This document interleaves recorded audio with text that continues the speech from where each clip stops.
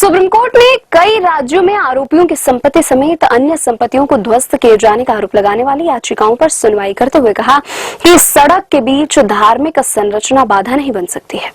अवैध मंदिरों और मस्जिदों को हटाना होगा। अदालत ने स्पष्ट किया कि अवैध निर्माण के खिलाफ बुलडोजर एक्शन नहीं रुकेगा। न्यायालय ने कहा कि उसके दिशा निर्देश पूरे भारत में लागू होंगे। साथ ही उसने कहा कि वह यह स्पष्ट कर रहा है कि किसी व्यक्ति का महज आरोपी या दोषी होना संपत्ति के ध्वस्तीकरण का आधार नहीं हो सकता है। उसने कहा कि वह सार्वजनिक सड़कों, सरकारी जमीनों या जंगलों में किसी भी अनाधिकृत निर्माण को संरक्षण नहीं देगा। हम यह सुनिश्चित करने का प्रयास करेंगे कि हमारे आदेश से किसी भी सार्वजनिक स्थान पर अतिक्रमण करने वालों को मदद न मिले। सॉलिसिटर जनरल ने बताया कि किसी की प्रॉपर्टी पर बुलडोजर की कार्रवाई के पहले नोटिस देने की व्यवस्था है। अब तक नोटिस चिपकाया जाता था, लेकिन नोटिस रजिस्टर्ड डाक से भेजा जाना चाहिए।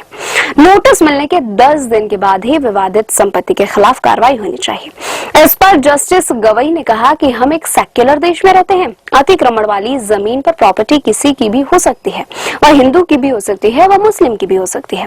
सार्वजनिक सड़कों पर, वाटर बॉडी या रेलवे की जमीन पर अतिक्रमण करके मंदिर, मस्जिद या दरगाह जो कुछ भी बनाया गया है उसे तो जाना ही होगा, क्योंकि पब्लिक ऑर्डर सर्वोपरि है। उन्होंने कहा कि बेशक अधिकृत निर्माण ना हो, लेकिन तोड़फोड़ की कार्रवाई के विरोध में महिलाओं, वृद्धों और बच्चों को सड़क पर देखना अच्छा नहीं लगता है। अगर उन्हें समय मिलेगा तो वे लोग वैकल्पिक व्यवस्था लेते। अनाधिकृत निर्माण के लिए एक कानून होना चाहिए। यह धर्म या आस्था या विश्वास पर निर्भर नहीं है।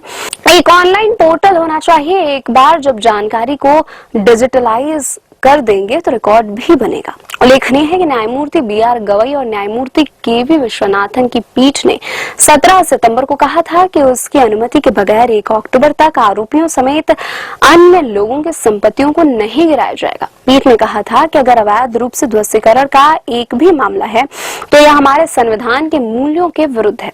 न्यायालय ने स्पष्ट किया था कि उसका आदेश सड़कों, फुटपाथ, रेलवे लाइन या जलाशयों जैसे सार्वजनिक स्थानों पर बने अनाधिकृत ढांचों पर लागू नहीं होगा और साथ ही उन मामलों पर भी लागू नहीं होगा जिनमें अदालत ने ध्वस्तीकरण का आदेश दिया है।